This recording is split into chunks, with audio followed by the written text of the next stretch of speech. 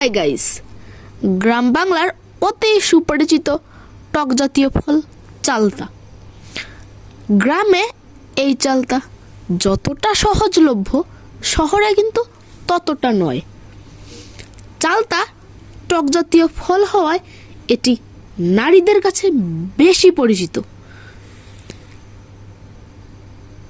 এছাড়াও চালতা দিয়ে ঝাল আচার বা চাটনি তৈরি করা হয় এবং পাকা চালতা শুকনো মরিচ ও লবণ দিয়ে মাখিয়ে খাওয়া যায়, যা বেশ লোভনীয়। চালতায় রয়েছে বিশেষ ঔষধি গুণ। চালতার এই গুণ শুনলে আপনাকে চমকে যেতে হবে, তাই সময় পেলে চালতা খেতে ভুলবেন না।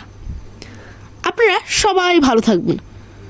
ভিডিওটি ভালো লাগলে লাইক, শেয়ার এবং কমেন্ট করতে ভুলবেন না।